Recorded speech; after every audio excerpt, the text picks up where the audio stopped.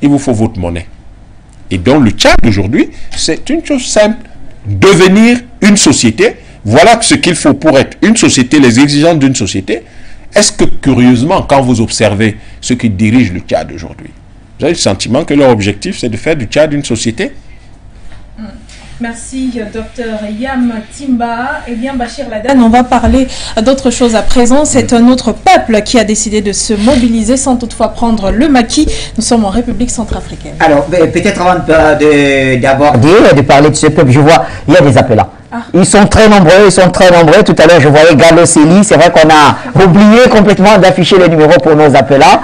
Alors, on va le faire à Bolo. On affiche le numéro. Je vois Jean Sarpono qui essaye de nous joindre. Je ne sais pas si on peut le prendre dès maintenant. Tout à l'heure, il y avait Gallo Célie et bien sûr Abo. Est-ce qu'on peut aller vers les appelants? Sinon, on peut lancer la deuxième thématique et revenir progressivement. D'accord. Jean Sarpono, c'est bon, méditons. Allô, bonsoir, Jean. Oui, bonsoir. Nous vous saluons. Bonsoir, bonsoir Bégoudé. Bonsoir vos invités. Merci. Bachir, c'est vraiment un problème très sérieux. Et ces gens, comme nous l'avions dit hier, ils ont posé des équations paramétriques pour se cacher, mais nous allons les retrouver. Vos invités, commençant par Anza jusqu'à Niam, ils ont tout dit. Il y a aussi un point auquel nous devons faire appel. Vous voyez, la France, le plan, ou bien le calendrier, ou bien le plan que la France déroule sur le Togo, c'est le même plan qu'elle veut dérouler, c'est-à-dire qu'elle veut faire dérouler sur le Tchad et est en train de le faire. C'est des gens, ils sont malsains, ils sont le mal. C'est mauvais, ce n'est pas sérieux. D'abord, vos invités ont parlé de la Constitution. Et c'est vrai, bien avant cela, vous allez écouter le discours du maréchal. Son dernier discours pendant la campagne présidentielle. Il avait tout dit. Et ce qui a causé effectivement sa mort, lui-même l'a dit. Et maintenant, après sa mort, ceux qui l'ont tué sont venus installer le fils.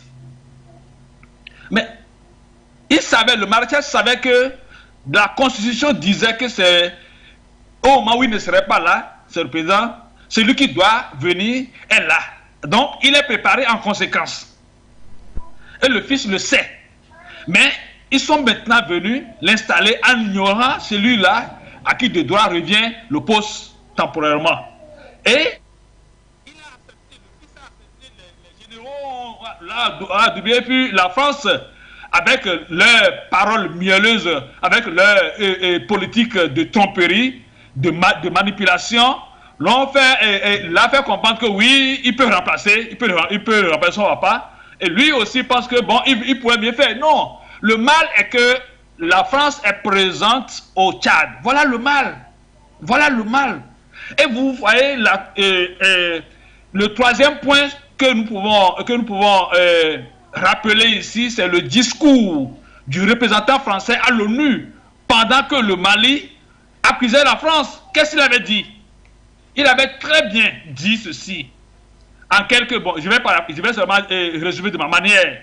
Que nous resterons dans la région du Grand Lac et nous resterons aussi dans la région du Golfe de Guinée. Voilà le plan. Nous ne devons pas ignorer cela. Ils ont le plan. Alors, pour rester dans la région du Grand Lac, il faut que leur point stratégique, le Tchad, qui commande depuis longtemps, qu'il soit présent. Et il faut manipuler. Donc, le peuple tchadien est manipulé. Ça, il faudrait que les dirigeants tchadiens, les autorités tchadiennes comprennent cela. S'ils ne dégagent pas la France du Tchad, ils ne peuvent jamais avoir la liberté de penser et d'agir. Et ils seront toujours manipulés. Je dis bien la France, quand je parle de la France, je parle des États-Unis aussi, ceux-là qui se représentent là-bas comme américains. Bachir, nous sommes en guerre, que Dieu bénisse, il y a beaucoup de choses à dire, mais que Dieu bénisse, Bachir. Merci. Merci à vous. Eh bien, à présent, nous allons prendre Alice Kouassi, qui est en ligne depuis. Bienvenue dans cette émission. Madame Alice. Alors. Oui, bonsoir. Bonsoir, Alice Kwasi. Bonsoir tout le monde sur la plateforme. Bonsoir tout le monde sur For You Media. Alors, ce débat est très important parce que nous, les panafricains, nous, les Africains, nous sommes surpris, étonnés de voir des cas jusqu'au XXIe siècle, un noir qui massacre ses frères noirs. Idriss Déby, Kaka là même là, Kaka, je ne sais pas comment il s'appelle là. Est-ce que lui-même il est tchadien? Cet homme-là, il est vraiment tchadien. Parce que comment comprendre pour un pouvoir, déjà même, il n'est même pas légitime, ce monsieur-là. C'est qui lui a donné ce droit de massacrer les Tchadiens? C'est qui lui a donné ce droit-là? Il n'est pas légitime. Le peuple tchadien ne l'a pas élu. On l'a imposé au peuple tchadien. Il est en train de faire double coup d'État. C'est qui lui a donné ce droit de massacrer le peuple tchadien? C'est qui? Le continent africain pleure. Le peuple africain pleure. Un Africain qui tombe, c'est l'Afrique qui est en train de crier son ras-le-bol. Franchement, les gros discours, oui, c'est rentré, c'est sorti, on s'en fout de ça. Qui lui a donné ce droit-là? Pour qui il se prend celui-là? Il commence déjà à massacrer. Alors si demain il est président, ça veut dire que le peuple tchadien ne va pas respirer. Les dirigeants corrompus du Tchad, ils ne voient pas ce qui se passe. Ils ne voient pas qu'en ce moment-là, tous les Africains veulent se libérer. Eux, c'est l'argent qui les intéresse, c'est l'argent. Ils préfèrent l'argent que de faire du bien à leur peuple. Pourquoi le peuple tchadien se rebelle maintenant? C'est parce qu'ils n'en peuvent plus. Ils sont fatigués de la souffrance dans laquelle ils sont. Quand il y a des manifestations quelque part, partout en Afrique, pourquoi ne pas utiliser les bombes lacrymogènes et de tirer à balles réelles sur l'être humain? Endeuiller des familles. Lui qui n'est pas légitime. Donc si demain il a la légitimité, mais personne ne pourra parler au Tchad. Pourquoi c'est la dynastie des Déby qui doit rester au pouvoir? À part la famille Déby, il n'y a pas quelqu'un au Tchad là-bas qui peut gouverner? Je suis écœuré, je suis dégoûté. Et puis, je crois que ça ne va pas finir. Aujourd'hui, les Tchadiens sont en train d'enterrer leurs morts. Mais demain, ce qui va arriver là, ça va être pire que ce qu'il est en train de faire. Parce que cette fois-ci, là, quand le peuple tchadien va se lever, il faut aller directement au palais pour prendre votre siège. Parce que le palais appartient au peuple tchadien. C'est pas pour Kaka Déby qu'il aille se faire foutre très loin. Je vous remercie. Pour prendre la parole, malheureusement, Madame Alice Kwasi, les mots utilisés ne sont plus adéquats, adaptés pour la suite de l'émission. Alors on va retirer cela et on présente un mea culpa à nos téléspectateurs. C'est pas bon les mots utilisés. Voilà, et au peuple tchadien. Merci. On va rester au téléphone avec Gallo Sely. Il est là, je crois. Oui, Gallo Sely, bienvenue dans cette émission.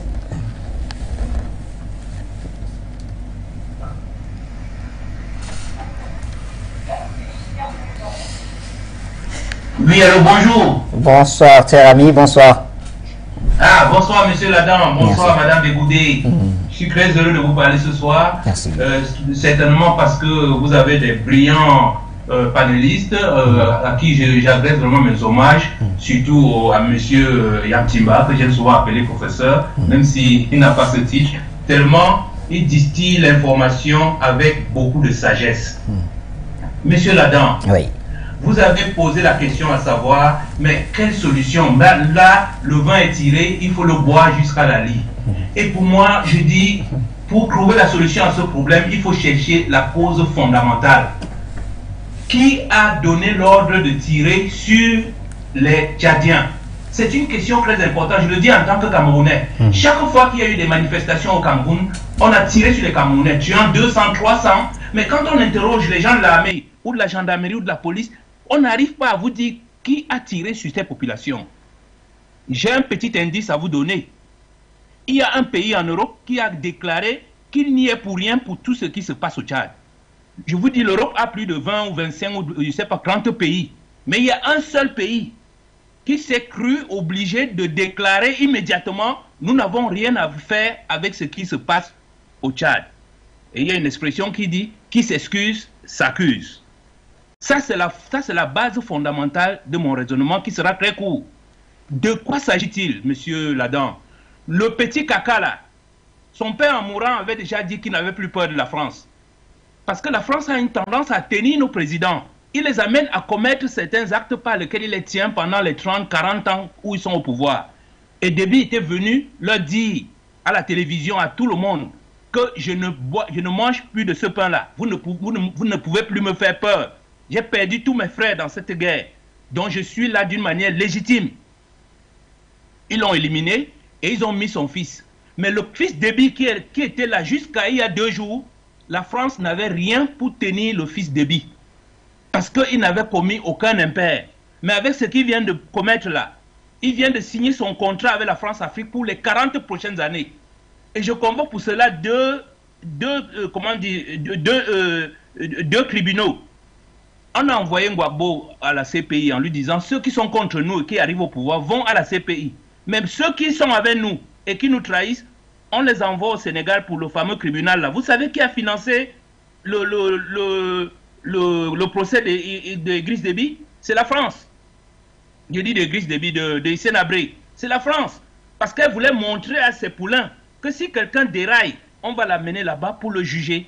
Et aujourd'hui, avec ce qui vient de se passer là, ils tiennent maintenant Kaka Déby.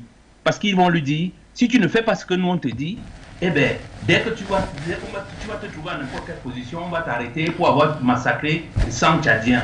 Voilà le point de départ de ce problème. Alors, le fils Déby a alors une très grande chance devant lui, où il accepte son contrat de rester là, servir la France pendant 40 ans, et il aura affaire au peuple tchadien pendant tout ce temps-là, soit il profite de cette occasion pour lancer une enquête et dire aucune munition n'est sortie des armes des soldats tchadiens. Donc, ceux qui ont tué les Tchadiens doivent être ceux qui sont armés dans le pays. Il fait sa plainte comme le Mali et il va déposer à l'ONU qu'il y a un pays qui est en train de déstabiliser le Tchad en tuant les Tchadiens. Je cite bien la France. Et à ce moment-là, c'est sa seule porte de sortie. S'il ne peut pas prendre cette porte de sortie, il vaut bien qu'il donne sa démission. Voilà ce que je souhaitais dire, monsieur Ladan. Bonne soirée à vous. Merci à vous également, Gallo Sely. Très bonne soirée. En tout cas, nous espérons que le peuple tchadien, au finish, sortira gagnant, le grand gagnant de tout ce qui se passe, c'est-à-dire concilier ou réconcilier les opposants et ceux qui dirigent pour que tout ce qui se fera de ce côté-là soit au bénéfice du peuple. Le Goudi m'a donné, on va aller vers la RCA. Oui, justement, on va en RCA où des mobilisations ont été annoncées, mais également on s'interroge sur le froid qui existe entre la Cour constitutionnelle et le pouvoir exécutif. Eh bien, avec l'élément que nous rapportent nos envoyés spéciaux du côté de Bangui, on va planter le décor pour voir ce qui s'est passé pendant la manifestation de cette matinée. Eh bien, on va y aller, on revient juste après pour en débattre.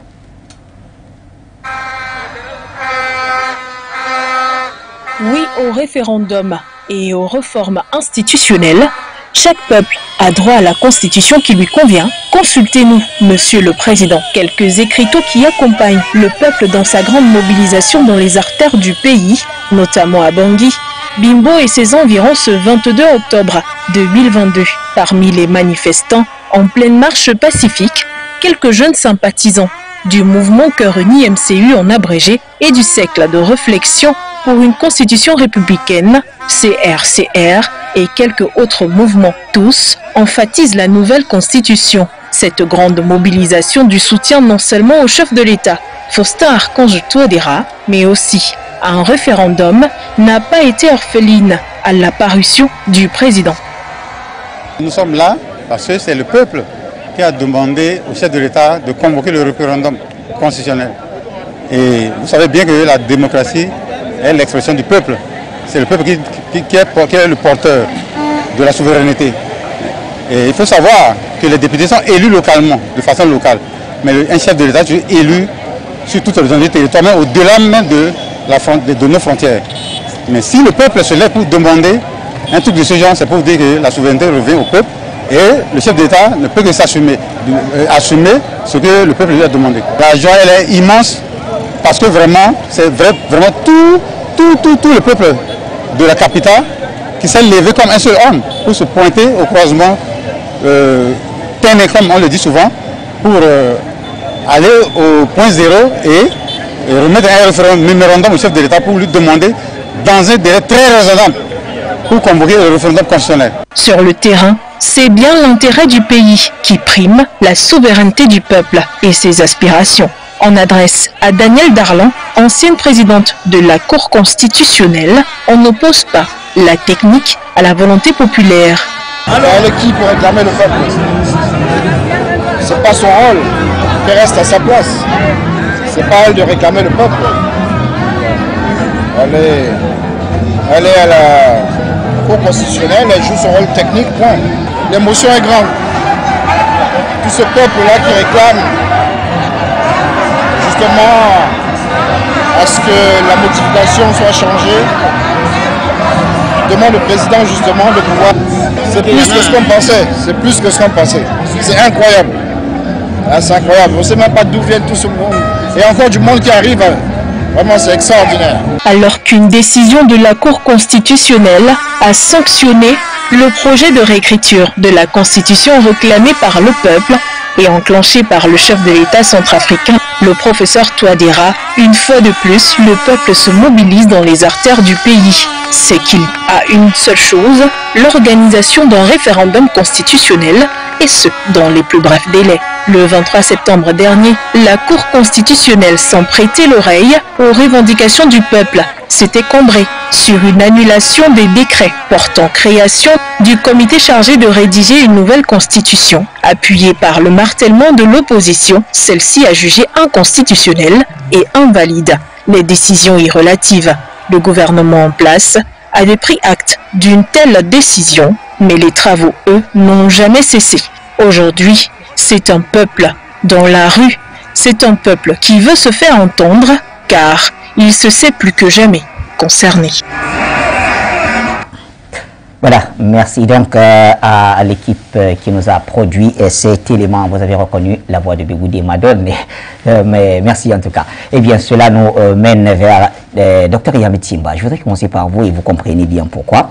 La RCA, c'est un pays que vous connaissiez, vous y étiez il y a seulement quelques semaines, justement dans le cadre d'une grande opération qui permettrait à nos téléspectateurs de comprendre les jeux et enjeux de ce qui se passe dans ce pays-là. Et au finish, on se retrouve avec un bras de fer pratiquement entre le judiciaire et l'exécutif, pour ne pas dire entre le président Touadéra et Madame Darlan, qui est donc la présidente de la Cour constitutionnelle. Le peuple est sorti ce matin. Joue-t-il finalement ou enfin son rôle d'arbitre dans cette guerre entre les différents pouvoirs? La Cour constitutionnelle, ce n'est pas un pouvoir. Parce qu'il ne s'agit pas de donner à qui que ce soit la place qu'il n'a pas. Et il y a un certain nombre de choses qui ne vont certainement pas du tout au pays du Sango et du Sangokoy, et qui nous laisse croire que ce qui se passe au Tchad n'est que l'un des aspects, l'une des faces de ce monstre hideux qui a clairement l'intention de ne pas lâcher prise en Afrique et de s'assurer que les Africains ne puissent accéder à leur souveraineté, à leur liberté, à leur indépendance. J'ai entendu dire des choses, et j'ai lu des choses qui venaient de la présidence de la Cour, de l'ancienne présidente de la Cour constitutionnelle. Ça y est toujours, puisque sa retraite ne prendra effet qu'en décembre, en principe. Même si elle s'y oppose. Nous voulons dire qu'il y a eu une époque qui... il y a une époque qui va s'achever. C'est pour ça que j'ai souri quand votre collègue a dit, l'ancienne présidente. Il a dit, ah d'accord, ça veut dire qu'il est acté dans l'esprit de plus d'une personne qu'il y a une époque qui va s'achever. J'ai entendu, il y a eu sa mise à la retraite et puis elle a réagi en disant que nul ne peut lui demander de faire valoir ses droits à la retraite. S'appuyant sur un certain nombre de dispositions qu'elle a peut-être interprétées à sa manière. On y reviendra certainement. Je trouve absolument... L'article 100, notamment de la Constitution qui est querellée. Absolument, et je trouve assez curieux cette espèce de manière d'utiliser la Constitution à son endroit, et puis ce manque d'élégance. En matière judiciaire et dans les usages, les traditions dans ce monde-là, et même dans la vie de tous les jours, quand vous êtes interpellé, indexé, l'élégance et les usages veulent que vous ne répondiez pas vous-même. Soit votre adjoint peut répondre, si jamais il est stipulé clairement dans les textes qu'il peut à ce moment-là réagir, soit c'est l'institution à laquelle vous appartenez qui réagit, mais ce n'est pas vous-même. Ça veut dire que vous devenez juge et partie.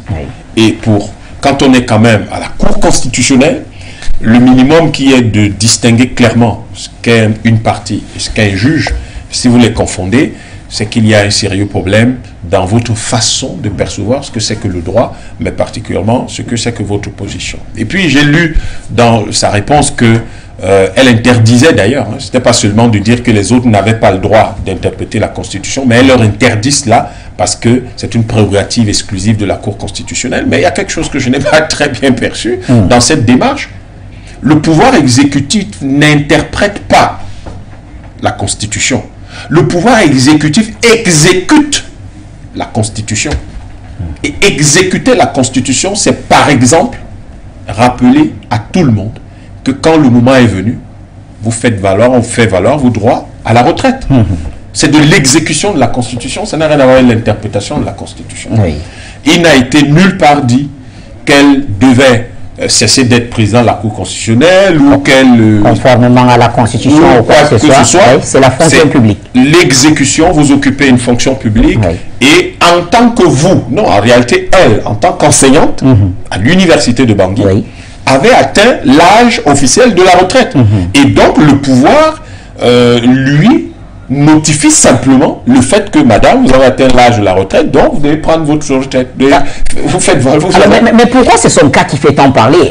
Dans la liste qu'il y avait, il y a quand même l'un des plus fidèles alliés du président de la République, en l'occurrence le président de l'Assemblée nationale, c'est Simplice Mathieu Sarandji, qui aussi est professeur d'université, à qui on a demandé de faire valoir ses droits à la retraite. Alors, la différence, la voici. La différence, c'est que le président de l'Assemblée nationale est élu. Et il n'est pas élu en tant qu'enseignant d'université. Vous accédez à la Cour suprême selon cette constitution que Mme Darlan lit avec des œillères. Vous y accédez ex officio. Ça veut dire que c'est compte tenu d'un certain statut que vous pouvez y accéder.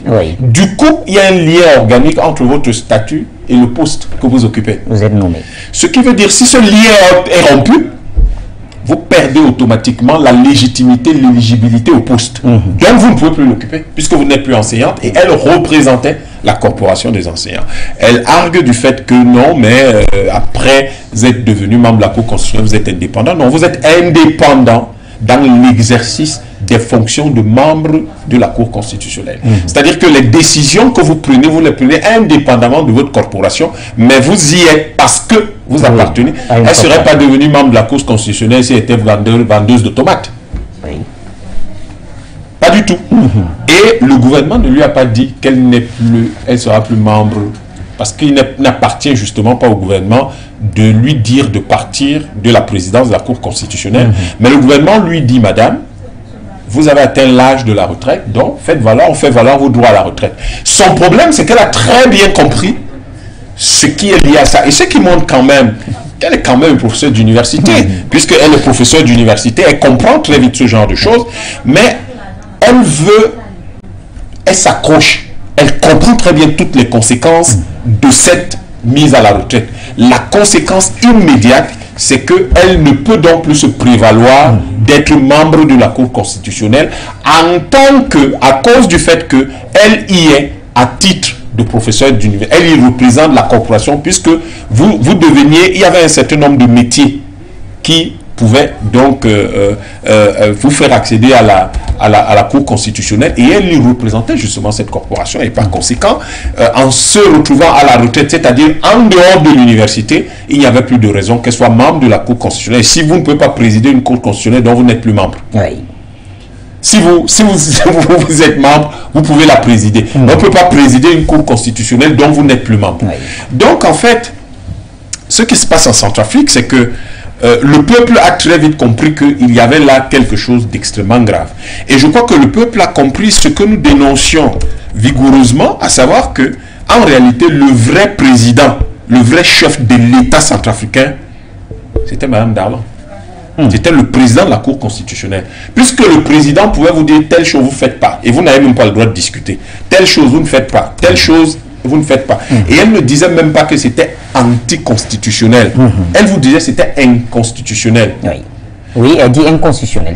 Anticonstitutionnel, c'est contre la Constitution. Au fond, c'était ça le travail de la Cour constitutionnelle. C'est-à-dire de constater ce qui est contre la Constitution qui existe. Mais elle vous disait que c'est inconstitutionnel, c'est-à-dire que ce n'est pas constitutionnel. Du coup, ça veut dire que vous ne pouvez même pas imaginer faire une chose pareille. C'était un ordre, c'était un oukase, elle vous a donné un ordre et c'est terminé. Donc, c'était le vrai patron, de l'État centrafricain. Et sur la base de la Constitution dictée par l'ambassadeur de France en 2016, c'était justement ça l'objectif. C'était ça l'objectif, c'est-à-dire dépouiller le président de son pouvoir et le faire contrôler, et faire contrôler tout le gouvernement et toute l'administration par quelqu'un qui n'est pas élu, qui n'a aucun mandat populaire et qui n'a donc de compte à rendre à personne, alors que le président de la République doit rendre compte au peuple qu'il a élu, le gouvernement doit rendre compte au président qu'il a nommé. Et vous êtes membre de la Cour constitutionnelle, vous rendez compte à personne. Vos décisions ne sont même pas susceptibles de recours. Merci, docteur Yamet Timba. Begoudé, madame. Oui, justement, peut-être donner la parole avant Abdoul Djelil, notre analyste.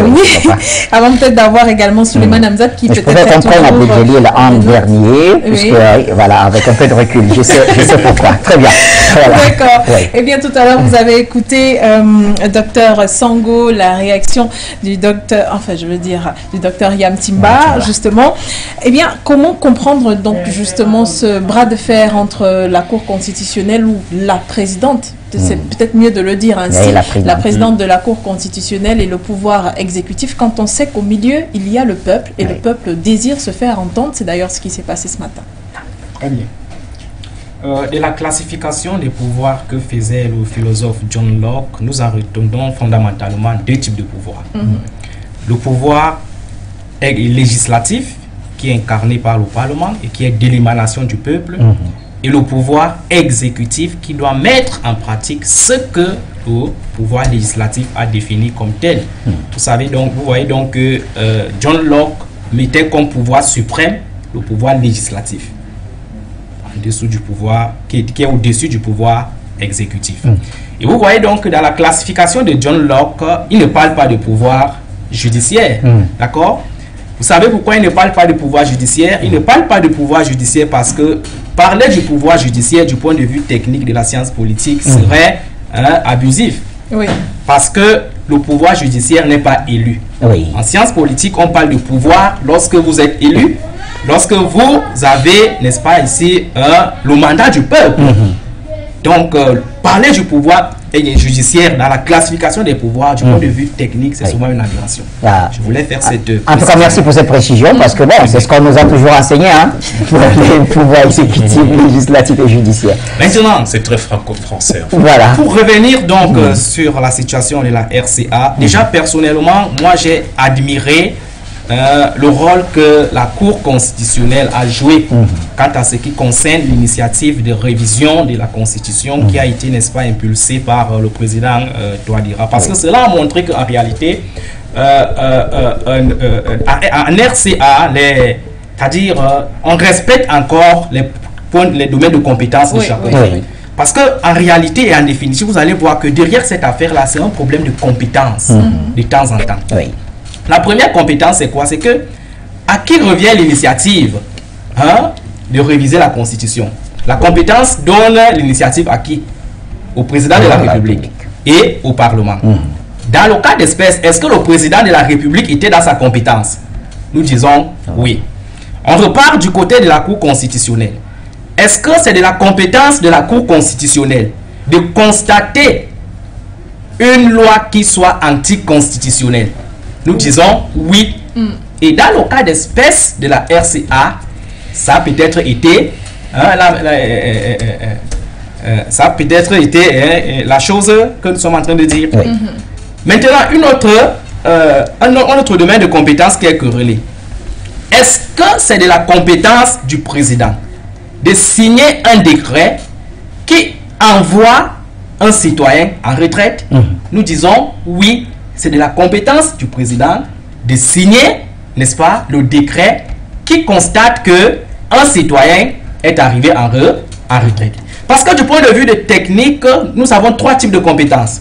La compétence est matérielle, la compétence est temporelle et la compétence est personnelle. Vous voyez donc que sur le plan donc de cette trilogie de compétences, sur le plan temporel, il arrive que le président de la Cour constitutionnelle, du point de vue de son mandat ou alors de sa profession à la fonction publique, a été limité par le temps.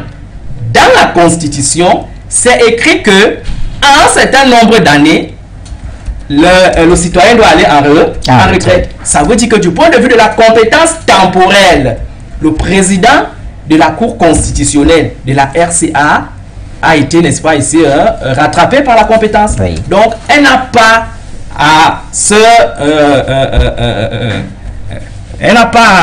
à manifester là-dessus, elle n'a pas à s'ériger contre le président. Le président a fait tout simplement son travail. Et pourtant, c'est ce qu'elle a fait, allant jusqu'à fouiller dans la Constitution, l'article 100, que je m'en vais peut-être même vous lire très rapidement. Il parle de l'inamovibilité des membres de la Cour constitutionnelle et à son renouvellement intégral. Donc, l'article 100 de la Constitution, je le lis s'il vous plaît, il dispose que, toutefois, en cas de décès, voilà, je crois que c'est ça, non, l'article 102 plutôt, 102 plutôt, voilà, 102 plutôt, qui dit les membres de la Cour constitutionnelle sont inamovibles pendant la durée de leur mandat. Ils ne peuvent être ni poursuivis ni arrêtés sans autorisation de la Cour constitutionnelle. C'est la portée de cette constitution qu'il était en train de saluer là tout à l'heure. Pour dire qu'en Centrafrique, et c'est l'un des rares pays où on trouve cette inamovibilité des juges. J'ai salué ce principe-là tout à l'heure. Sauf que maintenant, le décret qui signe son départ en retraite n'a rien à voir avec la présidente de la Cour constitutionnelle. Voilà. Sauf que là maintenant, elle est devenue présidente de la Cour constitutionnelle et je pense que le docteur Yam Timba a très bien expliqué là-dessus parce qu'elle est devenue de manière ex-officio, parce qu'elle était professeure de droit. C'est pour cela que le président l'a nommée à la tête du Conseil constitutionnel. Et lorsqu'elle est nommée, elle est inamovible. Ça veut dire que quoi? Le président ne peut plus prendre un décret pour la destituer de son poste de président de la Cour constitutionnelle. Maintenant, dans le cas d'espèce, il se trouve que, en vertu du principe de l'omnifonctionnalité, d'accord, celle qui est présidente de la Cour constitutionnelle, c'est la même qui est professeur de droit enseignant à l'université. Et maintenant, il y a donc une préséance d'une fonction sur une autre. Parce que la fonction de la présidence au Conseil constitutionnel est secondaire, découle de la fonction du président de professeur à l'université. Et par conséquent, lorsqu'elle perd la fonction de président de professeur à l'université, du coup, elle perd la fonction de président de conseil constitutionnel. Je pense que c'est simple à comprendre.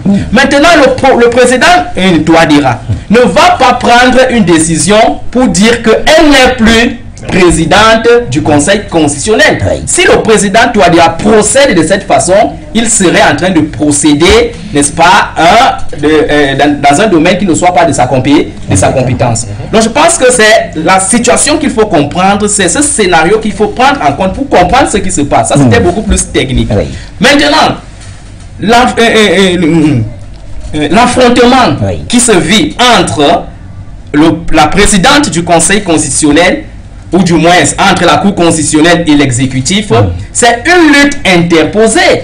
Une lutte interposée dans un continent où nous avons deux types de visions et nous avons des personnes qui travaillent pour ces deux types de visions.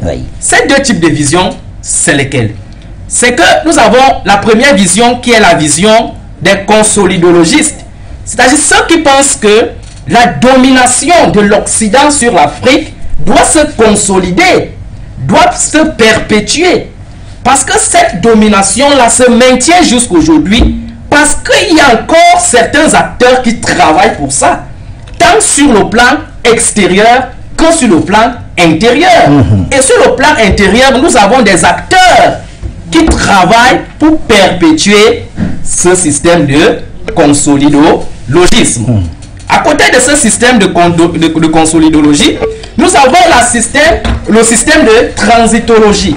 Ceux qui pensent que une autre Afrique peut être possible. Ceux qui pensent que le moment est venu pour l'Afrique de prendre son destin en main. Et comme également dans le camp de consolidologie, nous avons également des acteurs qui travaillent pour ce système. Il se trouve donc que le président Touadéra fait partie des acteurs qui travaillent pour l'avènement d'une Afrique nouvelle. C'est donc ces deux types d'antagonisme, c'est cette précision idéologique quant à ce qui concerne le devenir de l'Afrique qu'il faut prendre en compte pour comprendre le combat qui se passe en Centrafrique. Le combat qui se passe en Centrafrique, c'est un combat interposé qui a des enjeux au-delà de la Centrafrique.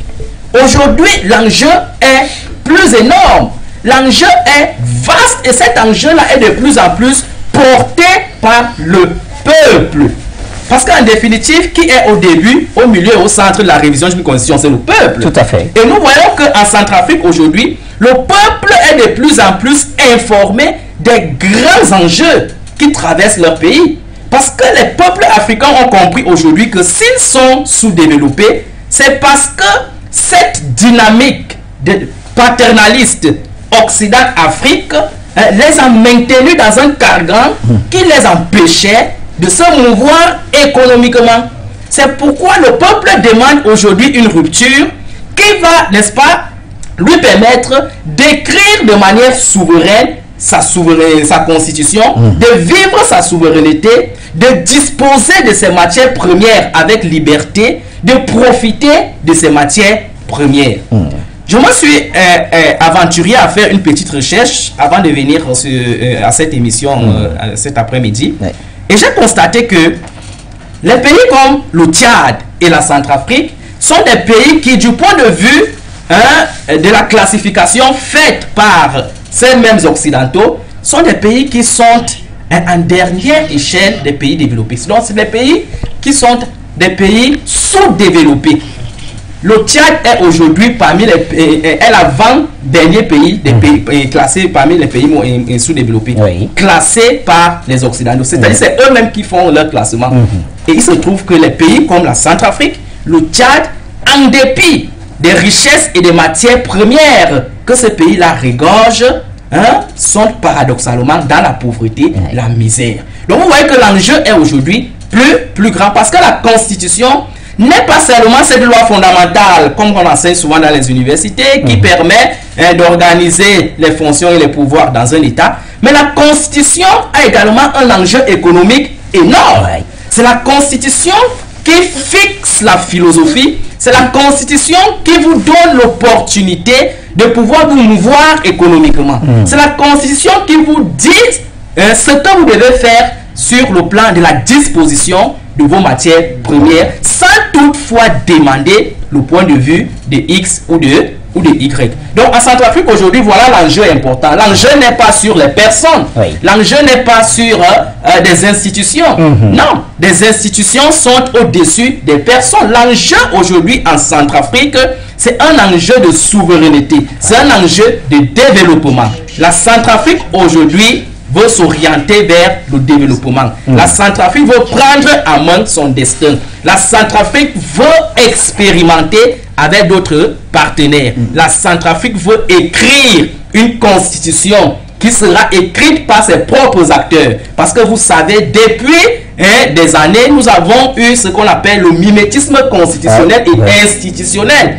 Dans la majeure partie des pays africains francophones, ces constitutions ont été des constitutions écrites par des acteurs qui n'étaient pas des acteurs africains, des constitutions, n'est-ce pas ici, imposées, transposées, qui n'avaient rien, n'est-ce pas ici, de conforme avec les réalités sociales des différents pays. Donc aujourd'hui, en RCA, l'enjeu est de prendre à main le destin de ce pays-là. Le peuple demande de plus en plus que les richesses de ce pays-là leur reviennent, leur bénéficient, que les richesses de ce pays-là ne bénéficient plus à une puissance étrangère. C'est pour cela que les gens qui pensent que c'est le problème du troisième mandat de Touadéra qui est en jeu, ou alors c'est le poste de présidente de la Cour constitutionnelle qui est en jeu, je pense que ça, ce serait faire preuve de naïveté. L'enjeu est plus vaste que ça. Sango, l'enjeu est vraiment plus vaste que ça. Très bon exposé, si je peux le dire ainsi. Très bon expert. Voilà, merci. Voilà. Eh bien, Bachir, peut-être qu'on va se tourner du côté de Souleymane Hamzat. D'abord, eh bien, Souleymane Hamzat, vous qui êtes avec nous, on connaît suffisamment votre point de vue assez tranché sur la question. Le président Touadéra, il multiplie les bonnes manœuvres, mais il récolte les pierres et les épines. Est-ce qu'on pourrait dire que c'est la main cachée de l'Occident, un peu tirée également par l'opposition? Ben, aucun doute à ce niveau. Aucun doute à ce niveau. Après avoir essayé de l'assassiner physiquement par 2-3 fois, ben, il est question pour eux, puisque le chien n'a jamais changé, n'est-ce pas, sa manière de s'asseoir et de procéder autrement pour l'atteindre. Et allez voir bien quelle est la couleur politique de celle dont les basses manœuvres sont mises en œuvre aujourd'hui, n'est-ce pas, pour empêcher la révision de cette constitution.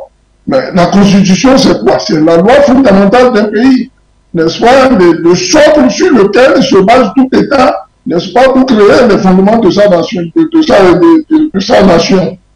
Mais écoutez, il fut un temps ici où on nous a parlé des députés, je ne sais pas qui, d'autres là, qui ont perçu des sous. Ça a été dit ici sur ces antennes, ça a été écrit dans certains journaux. Est-ce qu'en temps le président Touadéra a pris sur lui, n'est-ce pas, d'ouvrir une enquête par rapport à ça? Vous savez, nous, de la galaxie patriotique panafricaine, nous reprochons un certain nombre de choses au président Touadéra. C'est quelqu'un il est formaliste, c'est-à-dire c'est quelqu'un qui il aime être dans la méthode, dans les formes.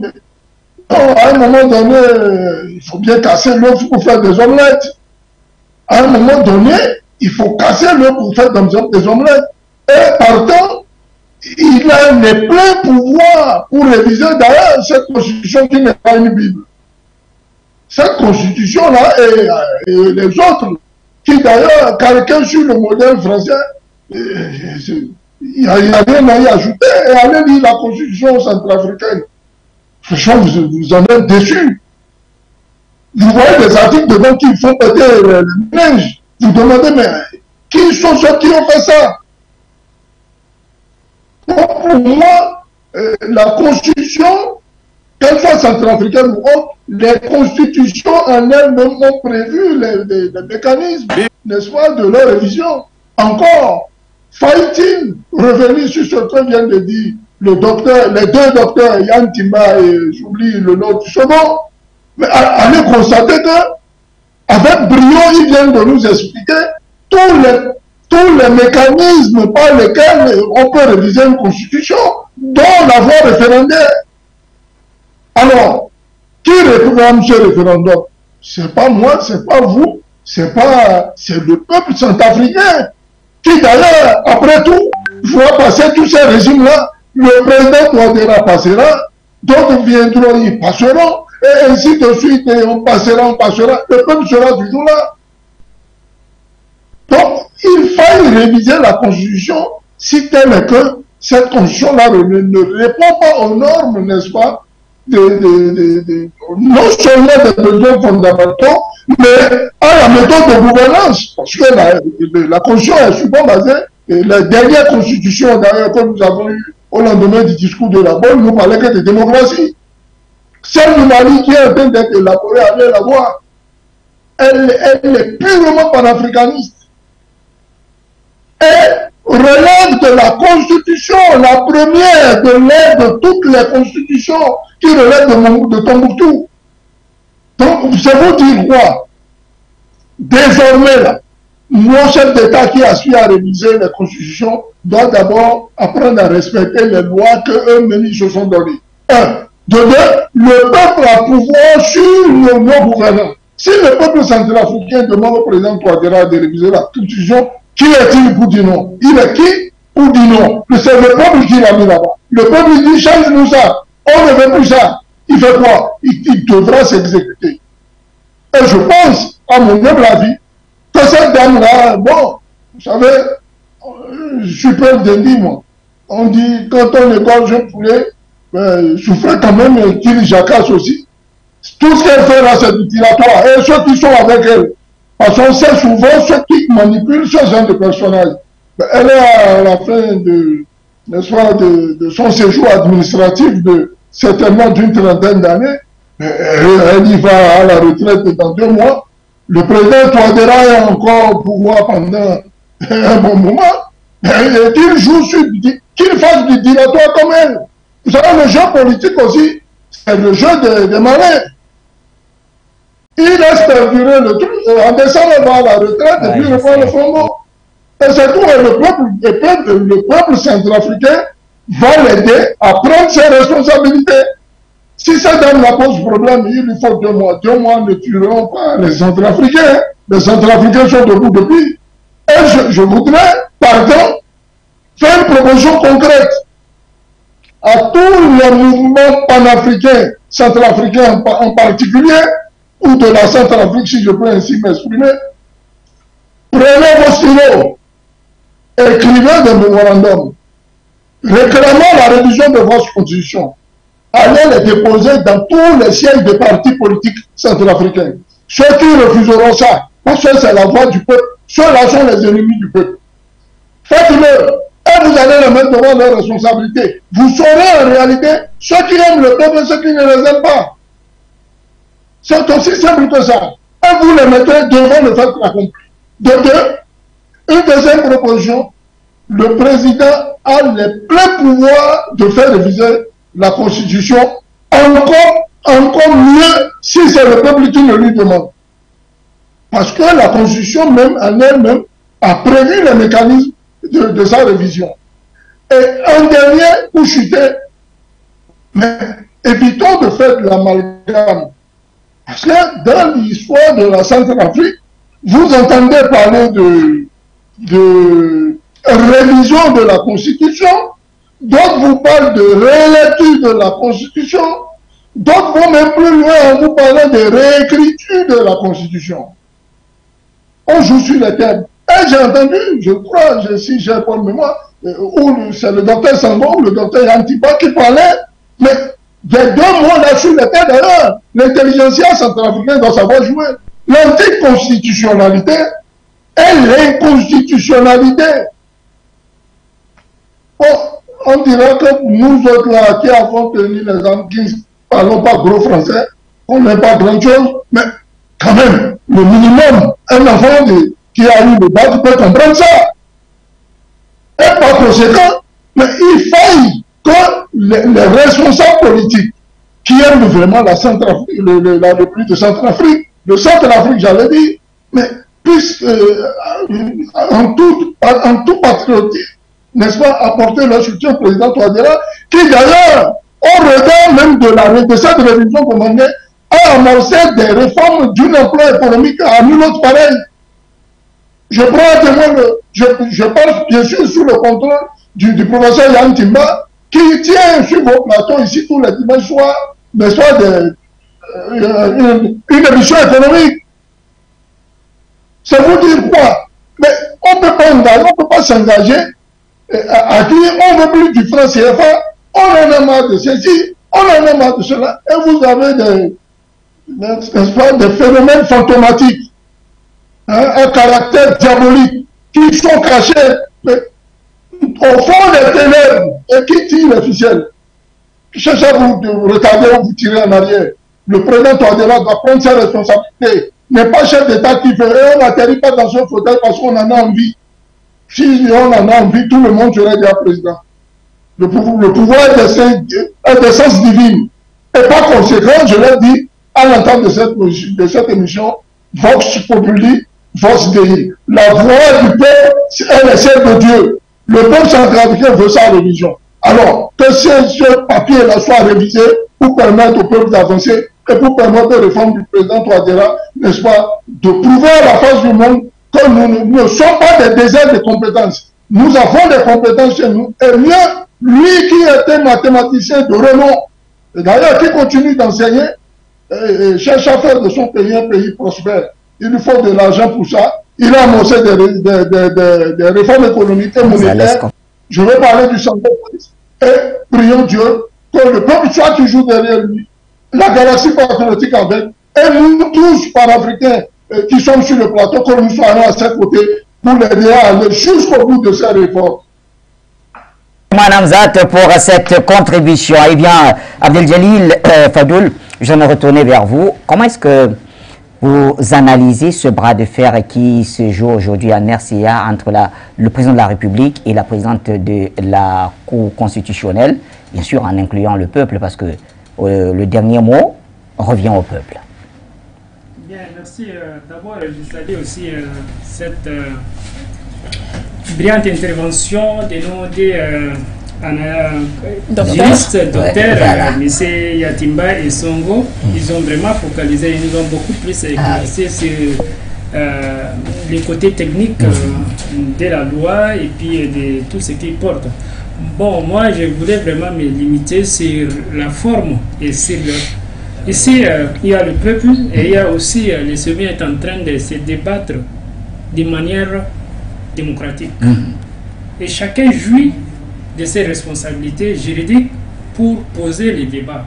Ils sont en train d'élargir les débats et c'est quelque chose qu'il faut les saluer sans jeter les flèches à qui que ce soit. D'abord, moi, ce que j'essaie ici, comme M. Suleiman vient de dire, la Constitution est la loi fondamentale d'une nation. Et qui représente la Constitution? C'est le peuple. Et qui est le garant de cette Constitution? C'est le président de la République. Et si le président de la République demande et retourne vers le peuple pour discuter et faire un référendum pour adopter la Constitution, réviser la Constitution, il est de son droit. Ça, c'est le minimum que tout le monde connaît. Maintenant, ce qui est important ici, et ce qu'il faut connaître, on sait très bien que M. Touadéra, c'est un panafricaniste. Mais qui est le panafricaniste? C'est le peuple centrafricain. Il vient de rejoindre le peuple pour porter la voix du peuple. Et cela ne va pas dire que tout ce que Touadéra dit est forcément vrai. Cela ne va pas dire qu'on est en train de faire une critique du point de vue. Non. Mais il faut élargir les débats politiques. Tout à fait. Maintenant, pour faire un référendum, il est tout à fait normal. Il n'a pas demandé de passer par la force ou par abus de pouvoir pour destituer la dernière et faire passer sa loi. Mais il demande au peuple de faire un référendum. Et comment le faire? Je vois souvent en Afrique, quand on fait les référendums, soyons sérieux, que ça se passe plus souvent de manière un peu hypocrite, sinon l'autre. On dit voilà, on se met au peuple, dit non ou oui. Sur une tête. Le peuple vient parfois trancher sans même comprendre l'enjeu ou du débat ou la question, ou bien le fond du questionnaire. Et il vient oui ou non, l'autre jette oui et l'autre jette non et impact. Non, il faut élargir, laisser l'opposition de Touadéra de bien s'expliquer, laisser aussi les partisans de Touadéra de bien expliquer leur position et le peuple vient trancher librement. Voilà, je vois que la solution est bonne dans cette position. C'est ce que j'allais dire en ce qui concerne.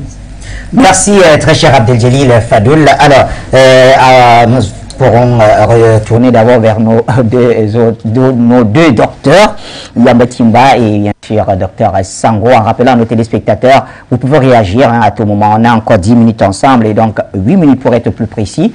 Et le temps de revenir vers... commençons par docteur Yamba Timba.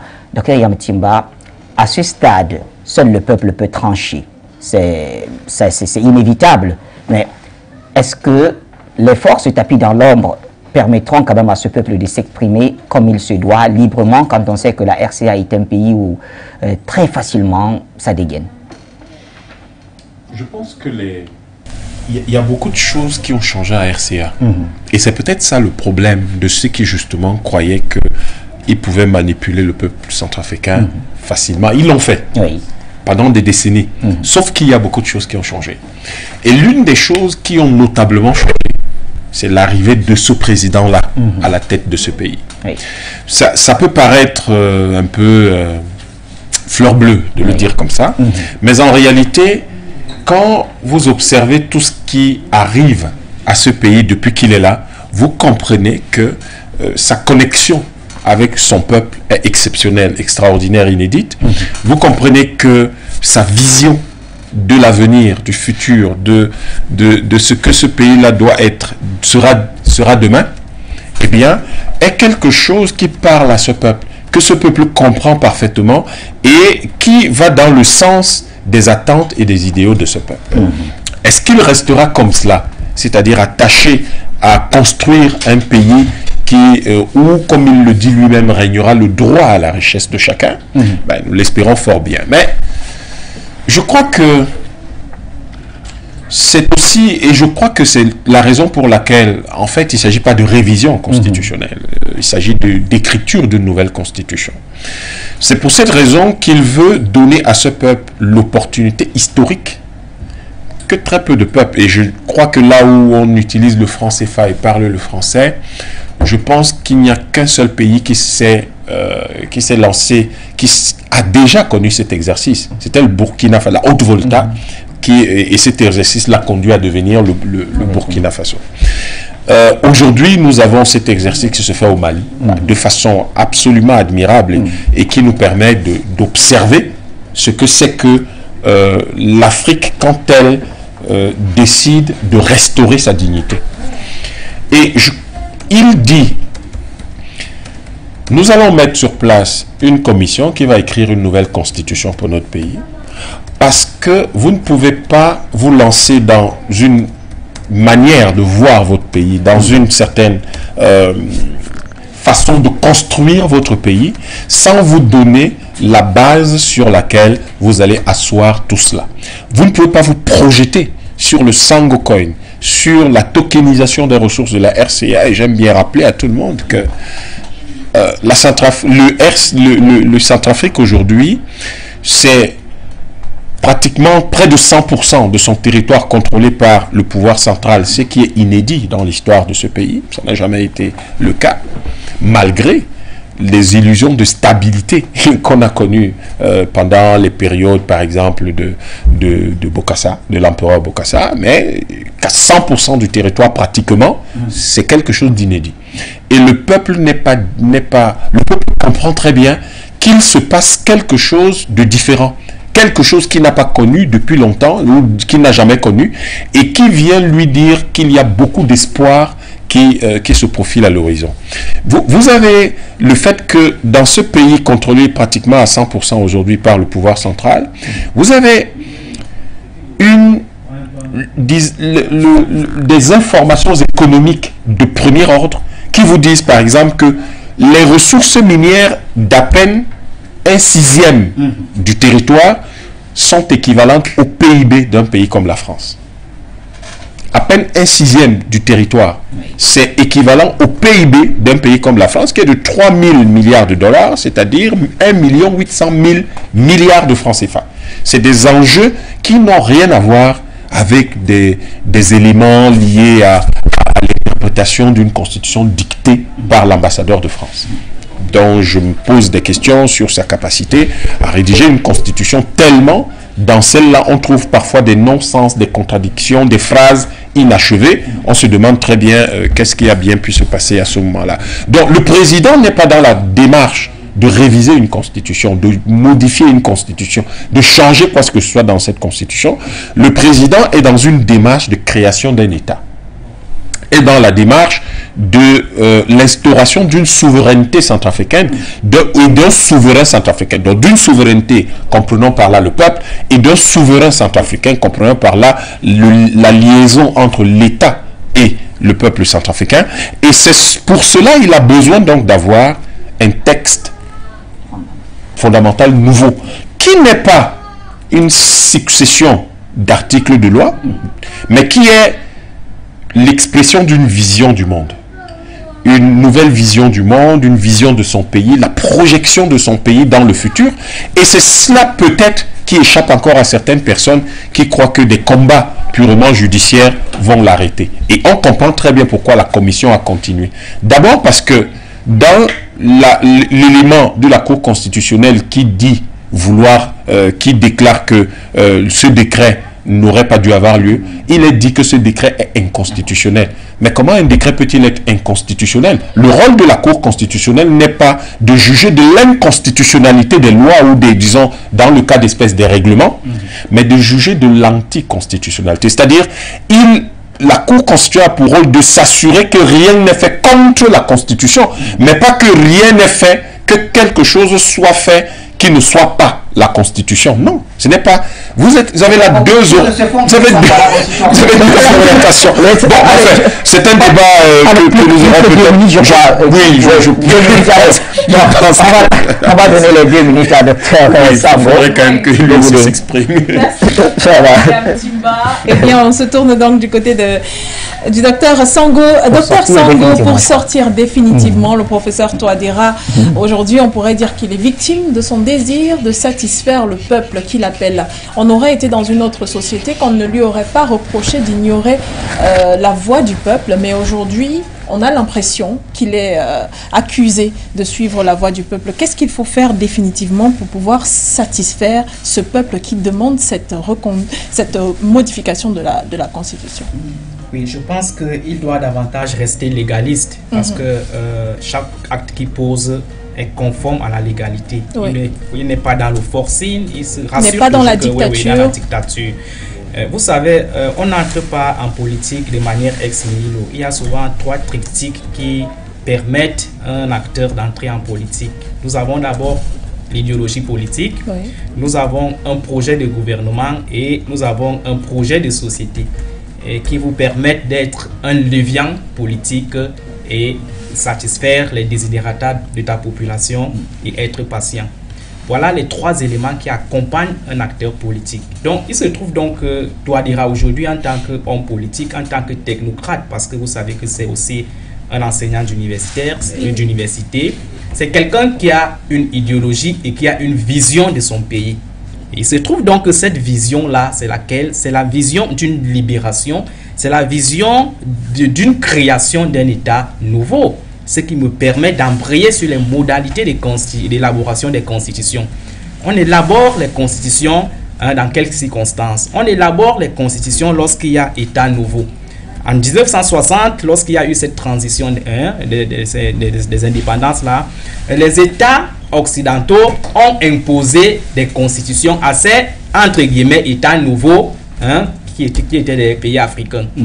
Donc, c'était une modalité de mise en place d'une constitution qui permettait d'encadrer donc le fonctionnement de ces États-là qui venaient jusque-là de devenir, entre guillemets, indépendants. Nous avons la formation d'un État nouveau, c'est-à-dire un État qui existe jusque-là décide de changer un système de gouvernement. Par exemple, nous sommes dans un système unitaire décentralisé et on décide, par exemple, d'instaurer un système fédéral. Là, nous sommes obligés d'élaborer une nouvelle constitution. Et enfin, la dernière modalité, c'est l'apparition d'un État nouveau. Et c'est cette dernière modalité qui est le cas de la Centrafrique aujourd'hui. La Centrafrique a envie de créer un nouvel État. Un État qui serait en phase avec ses réalités, un État qui serait, n'est-ce pas ici, l'émanation de ses propres acteurs. Donc je pense qu'aujourd'hui, le peuple centrafricain qui est au centre de ce projet-là doit accompagner le président Touadéra pour que cette philosophie-là, cette vision-là puisse s'implémenter. Parce que, comme disait le constitutionnaliste Joseph Maestre, on ne fait pas la constitution comme une montre. La constitution n'est pas statique. La constitution est dynamique. Dynamique parce que la constitution est fondée sur les intérêts du peuple. Et les intérêts du peuple sont souvent mouvants. Les intérêts du peuple varient souvent en fonction du temps. Donc on ne peut pas élaborer une constitution éternelle qui ne soit jamais révisée. Non. À partir de ce moment-là, la constitution devient une affaire évolutionniste qu'on adapte aux réalités des enjeux de la population. Et pour sortir, je dirais tout simplement que on fait la constitution avec beaucoup moins les intérêts de la génération présente, mais beaucoup plus avec les intérêts de la génération future. C'est pourquoi aujourd'hui, en Centrafrique, il est question de l'avenir de ce pays, il est question des intérêts de la génération, des générations futures de la Centrafrique. Merci. Voilà. Merci à vous, docteur Sango. On va remercier tous nos autres panélistes. On va les citer. Oui, on pense notamment à Milaïti Benjamin. Il s'agit du coordonnateur du bureau du Parti Les Transformateurs du côté du Canada. On n'oubliera pas également Souleymane Hamzat du côté de Cotonou, qui a participé à cette émission et qui nous a offert son expertise également à son niveau. Je rappelle qu'il est expert en question de sécurité, mais également de protection et de terrorisme. Je n'oublierai pas Dr Yam Timba, qui est un économiste, mais également un panafricaniste engagé. Et Bachir Ladan, puisque tu ne continues pas avec les autres, je citerai également le docteur Sango, qui est politologue et internationaliste. Je terminerai avec Abdoul Djelil, qui est tout simplement un panafricaniste également engagé. Merci d'avoir pris part à ce plateau et merci à toi Bachir pour la coprésentation. Eh bien, c'est une énorme joie que d'animer ce plateau avec celle que Karine Kwame a appelée la reine Déboudé. Elle nous a écrit tout de suite. Voilà, Karine Kwame que nous saluons. Merci à tous ceux qui ont aidé dans la préparation et la production de cet autre élément. Nous pensons particulièrement à nos envoyés spéciaux du côté de Bangui, Chancelin qui est de ce côté-là, bien sûr, qui a fait de très très belles images. D'ailleurs, vous vivrez les temps forts de cette manifestation sur les antennes de Foyo Média. Son Guidjol, et bien sûr, Abolo, merci à vous également pour le travail accompli. Très beau cadrage d'ailleurs, ce qui nous permet de dire au revoir à tous ceux qui nous ont suivis et à très bientôt sur les mêmes antennes.